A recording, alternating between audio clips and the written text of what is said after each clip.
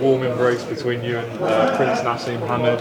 It must feel quite incredible, quite nostalgic to see his son now sign with you, right? It does. I mean, it's an amazing experience, and he's a nice guy. He's a really nice guy. He's a clean-cut kid. He speaks well, and I look at him and he looks so much like his dad when he was younger.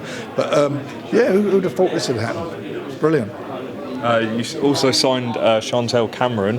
I mean, a lot of people would say, well, you know, the fighters are with sort of DAZN and Matchroom, etc. But given sort of, you know, your working relationship with Matchroom, does it make potentially the Katie Taylor fight bigger if you do that as like a 5v5? We would do what we always do for fighters that are with us. We will work hard and deliver, and we'll deliver for her. We're announcing her first fight next week, which will be in the UK. So she's going to have a She's going to have a few fights in the UK, and we'll see what happens from there. But don't worry about that. There'll be a pathway for her to go and get her titles.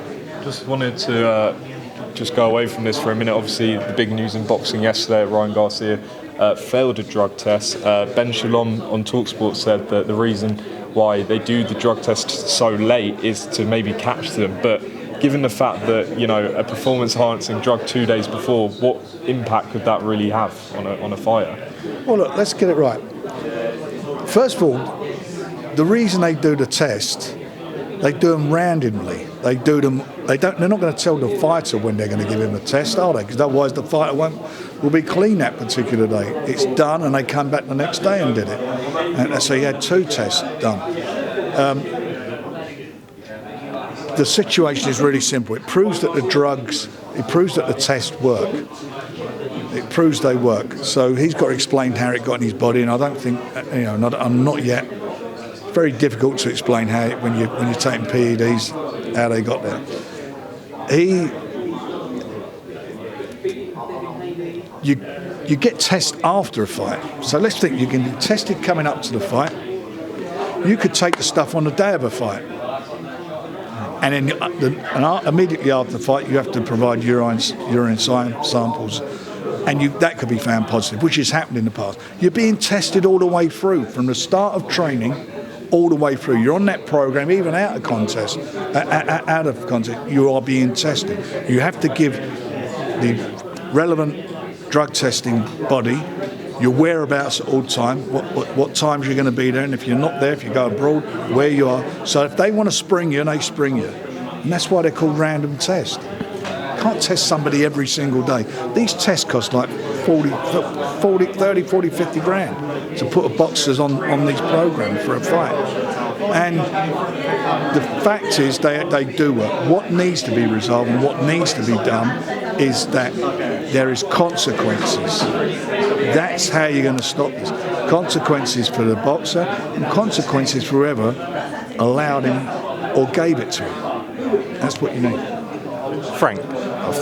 Frank, does it set a dangerous precedent where you look at someone like Garcia who has missed weight and he was potentially he failed a drug test and sort of making a joke out of it? Does it sort of, when you have someone who's so high up in boxing and in a massive fight like that, how dangerous of a precedent does it set? Well, look, let's get right. It was a pretty bizarre situation from start to finish, the fight, wasn't it? Because when they announced it, there was people were saying that he had mental issues. I mean, I don't know that. I see some of the interviews and they were quite bizarre.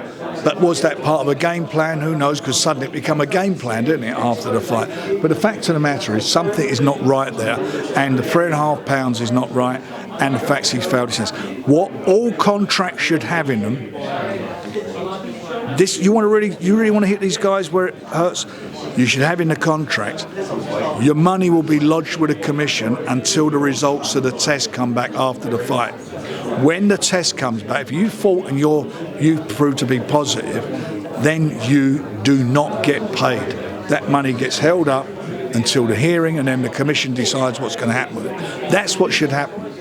That's what should happen. I spoke to Jamie Conlon yesterday, and he talked about sort of having people charge. And he said, if you test positive as a boxer after a fight, it should sort of be some sort of GBH charge or something like that. Do you think that is a possibility? I don't think you can do that, but it's cheating, isn't it? What it is, it's cheating. It's dangerous because it's boxing. They're random tests. I mean, somebody said, why didn't they test him on the Monday? If they tested him on the Monday, then he would have tested positive. Well, maybe he wouldn't have done.